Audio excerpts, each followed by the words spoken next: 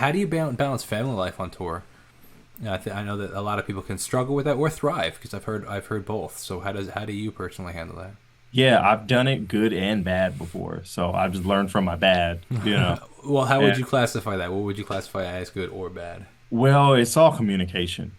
Like when you're away from, like if you have a girl at home or if you have kids or even just your mom, like, you know what I mean? Like, 'cause my mom still likes to know when I land. As old as I am, my mom still is like, "Did you make it safe?" Or she's like one of the first people I text whenever I get off a plane, you know. So it's just communication, you know. It's people they care about you, you know, Yeah, at the end of the day, no yeah. matter who it is. And they want to know you're okay. They want to still feel connected and involved in your life. So the best thing you could do is take some time apart. If you can't call, maybe you're international, just send a message or a text, and just be like, "I'm good. I'm thinking about you. This is what happened in my day today." It sounds simple, but it's hard because when you're like in a fast pace and you're moving, sometimes you don't think and you realize like a few days go by, you haven't talked to anybody. Hmm.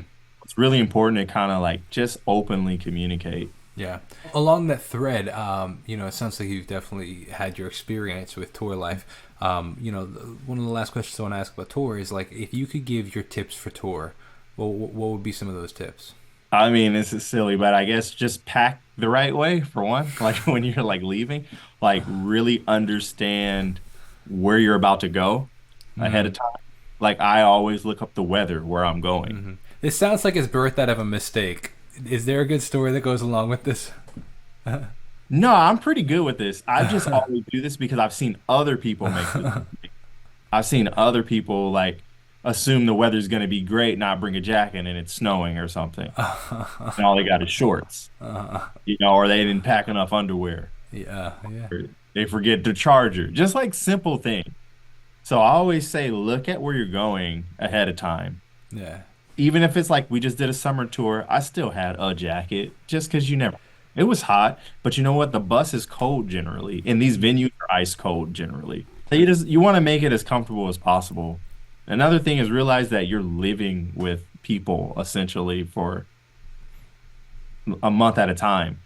So just be someone that people want to be around. One of the things that'll get you called back or not called back for a tour is it doesn't matter how good you are. Everyone's Mm. good. These songs, especially if it's a pop gig, they're not that hard, man. Like Hmm. anybody can play this stuff. It's a matter of like your personality and your vibe and the hang. The hang is everything. The show only lasts an hour, hour and a half tops. What are you gonna do with the other 20, Yeah, 22 hours in your day? yeah, You're spending time with people. So yeah.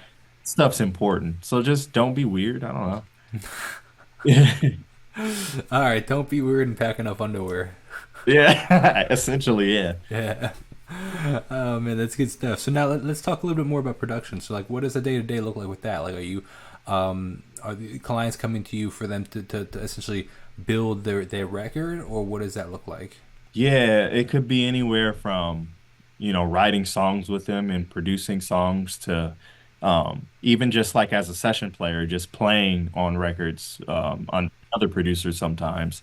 But yeah, I just kind of I have a routine. Like if I don't have, even if I have nothing on my calendar, I do the same stuff essentially just because most musicians would just sleep in all day until their phone rings.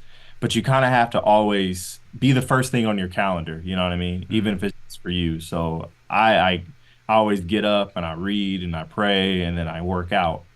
So I do those things, that's like my mind, body, spirit before I even do music is already like aligned. Then when I get home, then I can work. Then I could Mm-hmm. deal and get on phone and emails with people because now I'm in a place where I'm kind of centered in that way, you Yeah, for know? sure.